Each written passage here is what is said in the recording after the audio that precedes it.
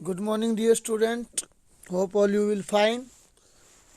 जैसे 12th का syllabus तो लगभग कंप्लीट हो ही गया, अब तो सुपर फास्ट रिवीजन कहें या रिवीजन हमारी चल रही है। तो इसमें हम आज चैप्टर स्टार्ट कर रहे हैं रिप्रोडक्टिव हेल्थ, जो कि बहुत ही इजी चैप्टर है और क्विक रिवीजन हम 5 से 10 मिनट्स में इस चैप्टर का हम कर सकते हैं। तो first mean what is mean by reproduction और reproductive health. Reproduction related health is known as reproductive health. It is defined as a total well-being in all except of reproduction. यानी कि रिप्रोडक्शन की दृष्टि से सभी प्रकार की जो हेल्थ है उसको हम बोलेंगे वेल-बीइंग, यानी कि सभी प्रकार से हम अच्छे फील हों उस चीज़ को हम बोलेंगे reproductive health.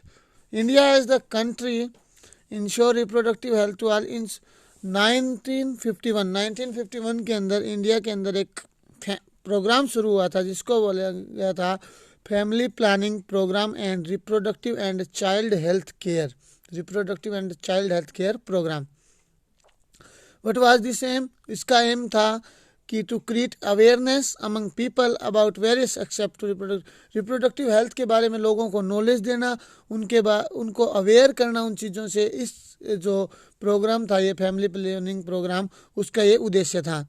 Several advisor aids and pamphlets have been developed by both government and non-government organization.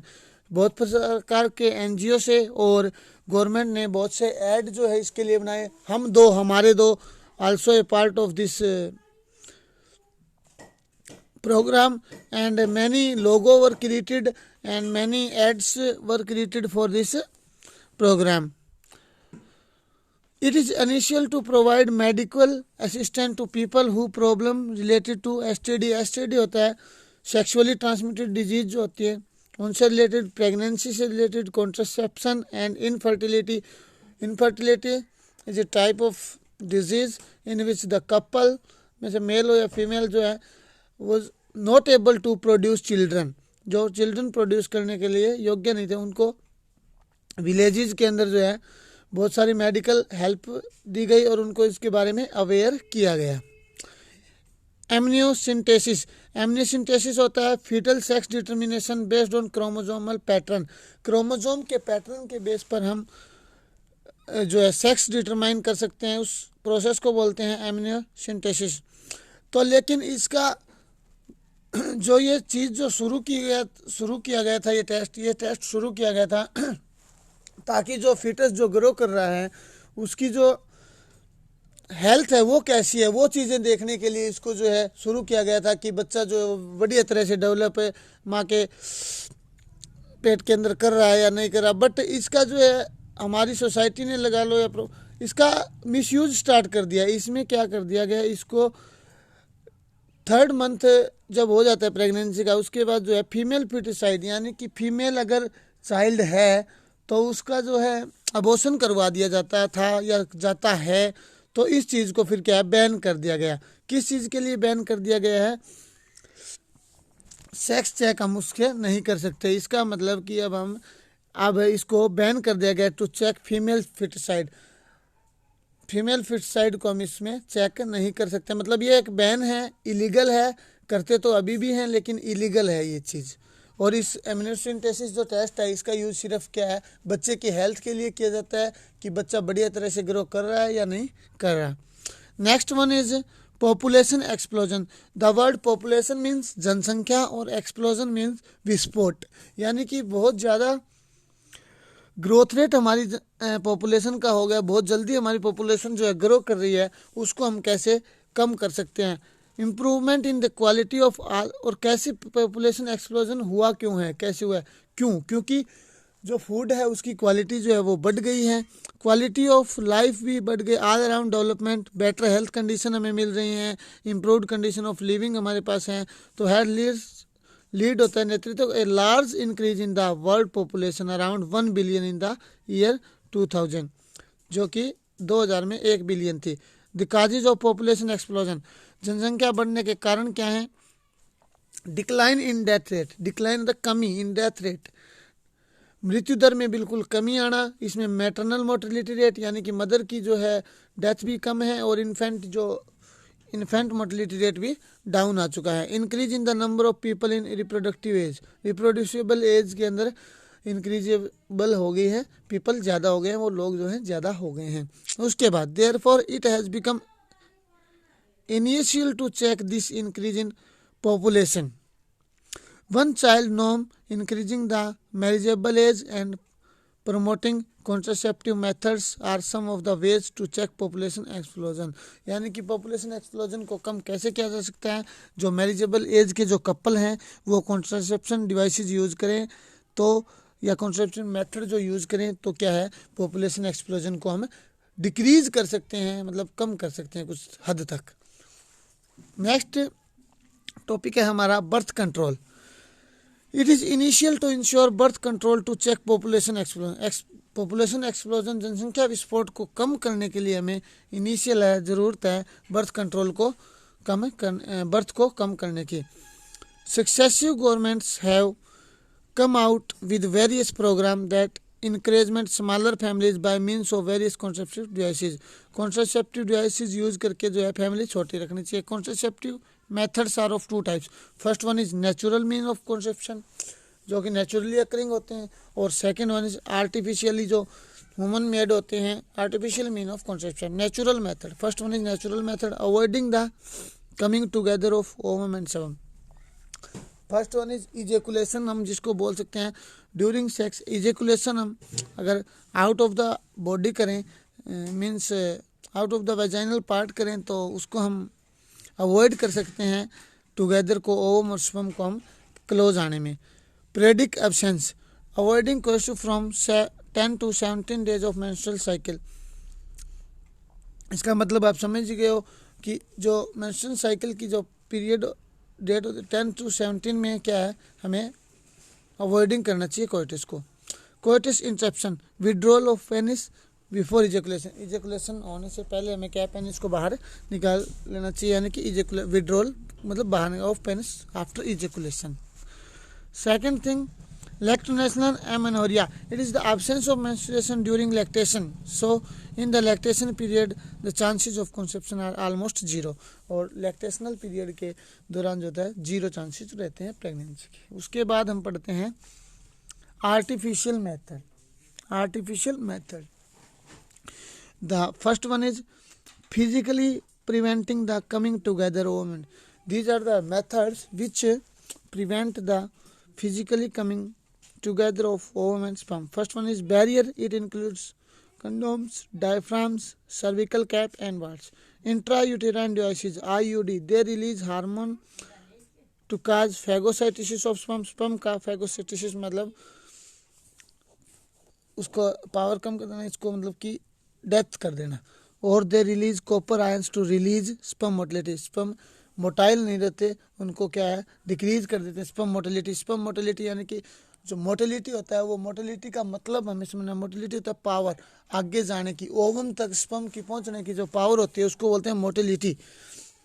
तो मोटिलिटी रेट को डिक्रीज कर देता है या फिर फैगोसाइटिसिस कर देता है आईयूडी, इंट्रायूटेराइन जो डिवाइसेज होते हैं उसमें कॉपर टी हमें बताया गया, कॉपर आयंस जो होते हैं स्पर्म की मोटिलिटी को क्या है डिक्रीज कर देते हैं। Oral contraceptive pills, oral contraceptive pills का मतलब होता है टैबलेट्स होती हैं ये डिफरेंट टाइप्स की, जो कि प्रेगनेंसी को अवॉइड करती हैं। दे कंटेन हार्मोन आइदर, इनके अंदर कौन सा, या तो प्रोजेस्टेरोन हार्मोन होता है या फिर एस्ट्रोजन हार्मोन होता है। सर्जिकल मेथड्स हैं इसमें, इंक्लूड वेस्क्टोमी यानी कि removal of a part of vas deferentia in males. इसमें क्या होता है, वास्ट डिफरेंशिया मेल का जो है पार्ट कोई कट करके टाई कर दिया जाता है, बांध दिया जाता है। And tubectomy, removal of a part of fallopian tube in females. Female के अंदर जो है फेलोपियन ट्यूब है उसको क्या है कट करके टाई कर दिया जाता है, यानी बांध, उसमें होता है सर्जिकल मेथड, और in the other words operation. Okay, तो this is known as artificial method. इसमें हमने बैरियर्स पढ़ा, इंट्रायूटेराइन डिवाइसेस पढ़ा, उसके बाद ओरल कॉन्ट्रासेप्टिव पिल, और आगे है सर्जिकल मेथड। उसके बाद है medical termination of pregnancy and sexually transmitted disease. तो उसके अंदर हम पढ़ेंगे firstly medical termination of pregnancy MTP and sexually transmitted disease. MTP क्या होता है,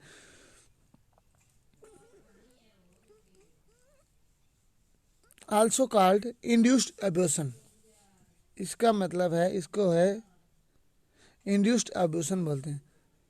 has a role in decreasing population become initial when continuous pregnancy में prove to be fatal to mother foetus और बोथ। एमटीपी टेस्ट कब किया जाता है, MTP कब अच्छी मानी जाती है, जब क्या होता है कि जो जो फिटस ग्रो कर रहा है उसकी हेल्थ जो अच्छी ना हो, तब उसको एमटीपी हम करना अच्छा मानते हैं। उसके बाद सेकंड थिंग रहेगी, जब वो फिटस की डिलीवरी हो या ना उस हार्मफुल हो मदर के लिए, तो उस हम एमटीपी को। और एमटीपी जो होता है वो 12 वीक तक ही ठीक रहता है। 12 वीक के बाद अगर हम एमटीपी करते हैं, दिस इज नॉट गुड। इसमें जो है मदर को ज़्यादा इफेक्ट होता है। 3rd मंथ के बाद अगर हम आप मेडिकल टर्मिनेशन ऑफ प्रेगनेंसी करते हैं, यानी कि एमटीपी हम अगर करते हैं, तो also called has a role in decreasing population become initial हो जाता है करना जब वो मदर की हेल्थ पर या फिटल की हेल्थ पर प्रभाव डालता है। In India MTP is legal, India के अंदर एमटीपी लीगल है, but with certain strict condition, कुछ सर्टेन जो कंडीशन है टू प्रिवेंट फीमेल फिटस, यानी कि जो बच्ची होती है उसको ना मारा जाए गर्भ के अंदर, तो उस चीज़ के लिए क्या है, कुछ कंडीशन स्ट्रिक्ट लगाई गई हैं। वैसे अबॉर्शन इंडिया के अंदर क्या है, अलाउड है। बट इन सम प्लेसेस, कुछ जगहों पर एमटीपी इज यूज्ड, एमटीपी का यूज किया जाता है with amniocentesis.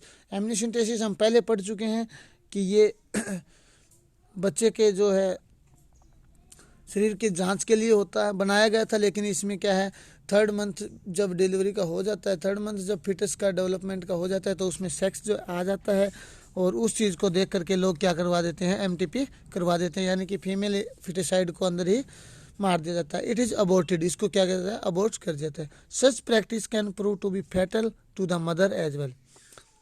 Second one, sexually transmitted disease, ये तो सेक्स से जो ट्रांसफर होने वाली डिजीज हैं, which are transmitted by sexually are called sexually transmitted disease.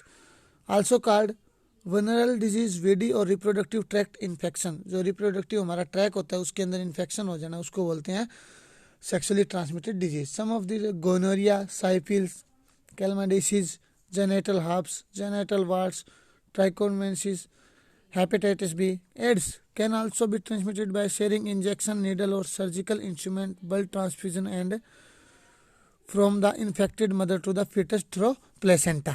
तो एड्स जो है, एड्स का फुल फॉर्म है एक्वायर्ड इम्यूनो डेफिशिएंसी सिंड्रोम। ये किसके द्वारा फैलता है, ये फैलता है HIV वायरस के द्वारा, जिसको हम बोलते हैं ह्यूमन इम्यूनो वायरस।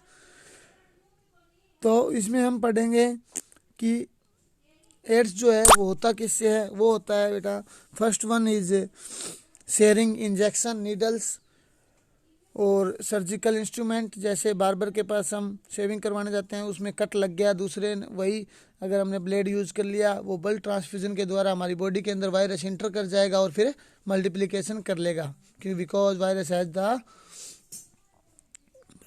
और उसके बाद जो है ब्लड ट्रांसफ्यूजन के थ्रू मैंने बता दिया, और जो इंजेक्ट अगर मदर को अगर एड्स है तो उसमें फिटस को प्लेसेंटा के थ्रू आने के चांसेस ज़्यादा रहते हैं। With the exception of AIDS, genital herpes and hepatitis B other days are curable.